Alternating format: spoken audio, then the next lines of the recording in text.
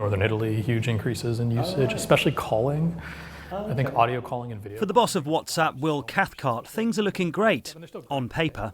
His app is used by around 2 billion people and is starting to make money from its business users. It is always mind-boggling and humbling to think about how many people around the world are using WhatsApp. But globally, the threats are growing. Governments, including in the West, are putting pressure on him to change the app's security. And elsewhere, his platform is caught up in geopolitical tensions. We speak in Los Angeles, just days after China has banned WhatsApp from being downloaded on iPhones. Well, thank you very much for having us here in your personal office in LA. No, thank you so much for doing this. We're here to talk about lots of different things, and I know you've been briefed on the topics, but mainly as part of the event, the World Service Presents, we're going to be talking about freedom, democracy, particularly freedom online, which is why I wanted to talk to you. And if you look at the statistics, it's pretty bleak in terms of how people are living their lives online around the world. If you look at, for example, the index that Freedom House does, it's been 13 years now in decline in terms of how free the internet is for various populations around the world. And I know that in the past, on this topic, you've discussed and you've said that as tech services are successful all around the world, they encapsulate the liberal democratic values of the countries that they come from. Yeah. So, for example, WhatsApp here from America, but WhatsApp's just been banned in China. Mm-hmm. Do you think that the argument is being lost? Do you think that the ideal of the free and open internet that the West invented is on the decline and is under threat? I think it's certainly under threat. And I think it's a struggle. You know, you see places that are taking steps to try to block access to WhatsApp or other services. But at the same time, you see citizens in those countries finding creative ways to still access those services. So we take a lot of pride in the fact that we're providing secure private communication that is free from surveillance of authoritarian governments or even censorship from governments that censor communications to people all around the world who otherwise wouldn't have it. But it is a constant threat and a constant battle. And in particular, one of the things I worry a lot about is you would want liberal democracies to embrace that and promote it. But at the same time, over the last few years, we've seen some democracies instead have a debate about whether their own citizens should have access to secure communication, with no discussion or acknowledgement that that decision would have consequences for democracy all around the rest of the world. You're talking there about end-to-end encryption Sure. and the debate around that, but if we go back to the China example, what are you doing about that? Is there anything that you can do? China has told Apple to take WhatsApp off the App Store. We've seen similar situations, although not outright bans in other countries. But is that a big loss for you? I know WhatsApp isn't massive in China, but it does send a message, doesn't it? It does, and even if we're not, massively popular, there are communities in China that particularly benefited from secure communication or the ability to communicate with the outside world, minorities and other sort of communities under particular threat to human rights. That situation is particularly unfortunate because while in a lot of circumstances, people can still find creative ways to access WhatsApp, the only way to get an app on an iPhone is through Apple's App Store. That's a choice Apple has made. And so if then they go and ban us from the App Store, actually, there aren't alternatives. I mean, that one is really a situation where they've put themselves in the position to be able to truly stop something. And in this case, they have. Would you have preferred Apple to push back on that idea? Of course. And did you ask them, or do you have communications like that with a we fellow We do have communications. I mean, look, I also understand the reality of how they've chosen to do business and the reality of the choices they've made. We've always tried really hard to put ourselves in a position where we wouldn't have to listen to an authoritarian government, and we could choose where possible to still try to make our service available. And I get that that's not the reality they're in, but at the end of the day, it means people in China who had access no longer have it. As a business, does that affect you in a financial way if you haven't got this big market that's... No. I mean, in a lot of the places we operate, right, especially where it's particularly authoritarian regimes, we're not there to make money. We're there because we want those people to have access. I mean, we can hope that someday those countries become more free and democratic and, maybe then things would return to more normal. But no, there's tons of places in the world where WhatsApp's incredibly important to people and it's incredibly important to freedom and we don't make a dime. What other markets are you finding trouble? Because I know that Brazil, there was discussions about banning, or may have been banned in one stage there, and India. What other markets are you finding having problems? Yeah, I mean, we did have some court cases in Brazil, although we've actually, had some court rulings in the process that have actually been very favorable to the fact that encryption promotes human rights. Iran, took a bunch of steps to ban us when the most recent round of protests started maybe a year and a half ago. I mean, the places where I most worry about the debate, though, are actually Western liberal, I should say, democracies. We've had these debates in the United Kingdom over whether or not people should have access to encrypted communications. And I just think above and beyond the damage that would do to people in the UK, I think you miss how much that enables more authoritarian governments to say, well, this democracy says people shouldn't have access to secure communications, so you definitely shouldn't have it in our country. Do you see those conflicts with different governments, though, in a different way? Because the ban on WhatsApp and other apps from Meta in China or Iran, that is a kind of, they don't like the idea of a Western app being in their country, whereas the potential discussions about bans or restrictions in Western countries is more about the end-to-end encryption debate. Do you see them as those are the same? Oh no, I think in authoritarian countries they don't want people to have encrypted communication. I'm sure there are some parts of the world where it's about where did the app come from, but at the end of the day, the real thing. End-to-end encrypted. Sorry, which? Threads isn't, and that's another Meta app that was banned. So totally true. That would imply that it's not about security; it's about this idea that we talked about. Liberal democratic values being spread through technology. Well, so yes, I do think if you zoom out and have a broader view on all the apps, yes, these different services provide different ways for people to communicate different values, right? Whether it's communicating in public on Threads or Instagram or X, or communicating in private in an encrypted way through WhatsApp, that's true. At the same time, I think you could look at plenty of authoritarian governments where they really don't want secure encrypted communication. You look at WeChat and it's not encrypted, and people can and do monitor what is said in private in China, and people get in trouble if they say the thing that they shouldn't say, whether or not it's true. There's a lot of discussion around the idea that of different countries banning different apps. This term reciprocity keeps coming up. Sure. Where if it's banned by if Western apps are banned by China or other countries, then Western countries should ban apps that originate from China and other countries. Where do you stand on that? Of course, I'm talking about TikTok here. Sure. I mean, broadly, I don't know if it should be that black and white, that, because China bans a lot of apps, then every app from China should be banned in the US. I do think it is, what you're seeing in TikTok as a debate is people ask about TikTok's privacy practices and ask about whether TikTok's being used to persuade people. Do you think we get scrutinized. I mean, I certainly think the privacy practices could stand up to scrutiny. We get scrutinized all the time on our privacy practices. And I actually fundamentally think that's a good thing. Rightly so. And I think it's a good thing. I actually think, one of the ironies in some of the debate about encryption is you have some governments asking us to offer less privacy and less security. I would much prefer a world in which every government is aggressively scrutinizing apps from companies to make sure they uphold the highest security standards.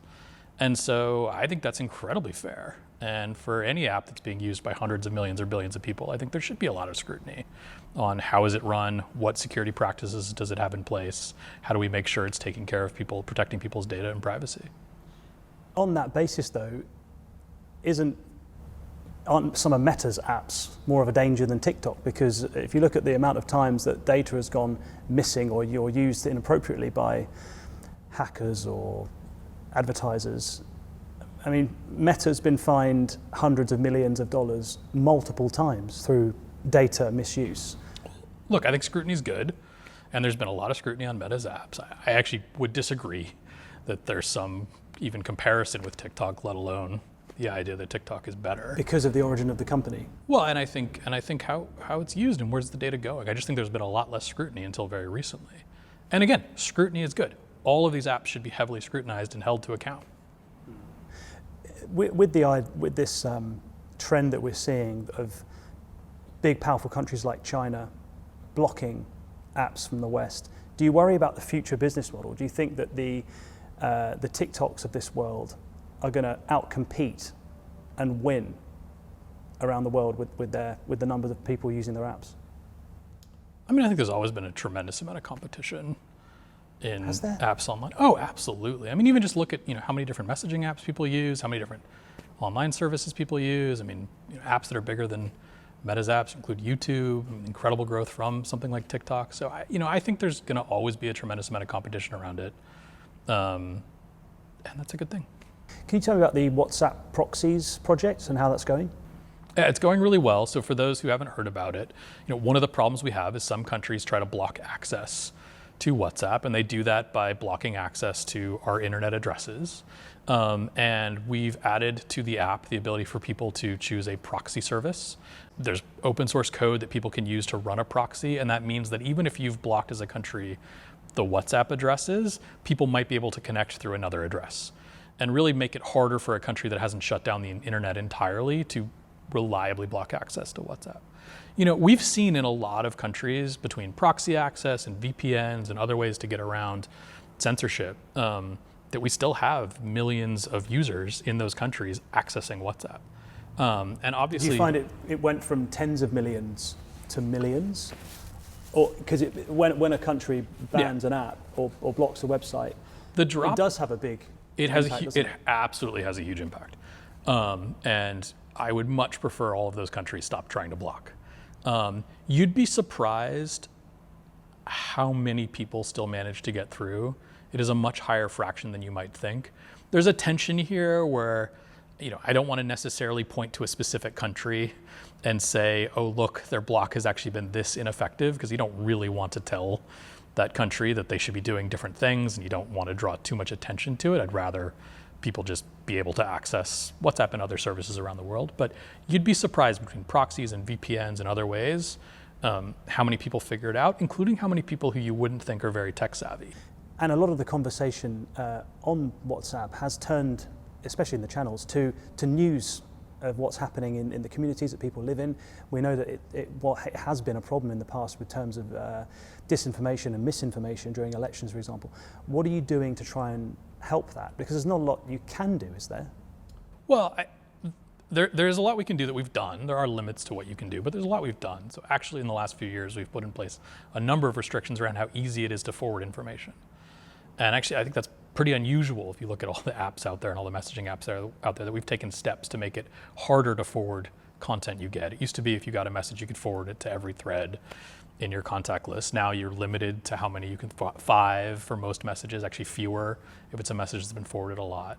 And the thinking behind that is it slows down the spread of bad information. Do you think there's any science or data that says that's worked? Yes, actually we just saw massive decreases in the volume of forwarded content across the board. And I think if you look at more recent elections and try and figure out what role did different services play in it, I think actually WhatsApp shows up quite favorably. An example of another thing we've done is actually for messages that have been frequently forwarded, we take away the forward button right next to the message. So it's, the first thing you do is not go forward it. And we replaced it with a search the web button, search Google, in a bunch of languages. And so what that does is it subtly designs the product such that if you get something forwarded, the easiest thing for you to do is learn more about it, rather than the easiest thing for you to do is spread it along.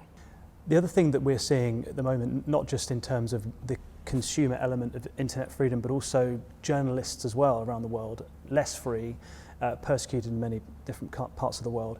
And the access to good, solid journalism is becoming harder, and they're getting drowned out by the noise of poor information.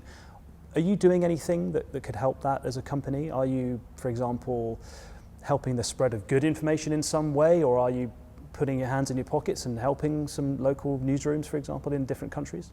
Well, I think if you look at, for example, channels, actually there's tons of amazing high quality journalism, including the BBC, available on channels. That means anywhere in the world where people have access to WhatsApp and they can go into channels, they can look for it. There's also a number of great fact-checking organizations on channels, and also having set up services on WhatsApp where you could forward information to them. And I wouldn't miss the fact that I think letting people communicate securely across borders is really helpful for information getting out. One of the benefits of global internet services is we've moved from a world where your media ecosystem is entirely domestic to a world where you can talk to people all around the world for free, privately, and learn what they're hearing from their media ecosystem. And I think that's really valuable. I had a question here for you about end-to-end encryption and whether or not you think the battle is won, because it seems to be, at least in the UK, but the amount of times you've come back to end-to-end encryption and your concerns about that being a threat, I take it you still think this is a live issue? Absolutely. There was just a statement from some European police organization a day or two ago against end-to-end encryption. I mean, sadly, I don't think the debate is over. I think people have broadly spoken. I think if you go look at people and the people who use WhatsApp and customers, and ask them whether they want a company to have access to everything they say, it's a pretty clear answer that they don't. It is a tough debate though, because if you ask those same people, would you like to be able to read the messages of predators who are grooming children? The answer is always yes. I just wonder whether or not you truly believe that people in the street care about end-to-end encryption in the same way that privacy experts do, and in the same way that you do. I think people care about privacy. Whether they're aware of end-to-end encryption and what it is and how it works, I think that is much trickier. And that's one of the reasons we've tried to communicate so much about it. Where did it come from you, this privacy passion? I was reading in Forbes, they described you as a cyber crusader. But you've worked for Google and then Facebook, and now obviously head of WhatsApp. So your whole background surely is about get me the data and I can make money from the data. So I'm wondering where your passion came from. I mean, look, I would say it's something I've always believed. I think that the flip of that is that when you work on a service like WhatsApp, two things happen. One, you hear from people all the time for whom the security of their communication is life or death. And there's a tremendous amount of responsibility that I think comes from me and everyone who works on WhatsApp from that. And the second is you have to grapple with questions about the alternatives. It's easy for someone to say, oh, you shouldn't have end-to-end encryption. But then you have to grapple with what's the alternative. If the alternative is now several billion people, everything they say, I and my team will be responsible for safeguarding that. That's an incredible thing to grapple with.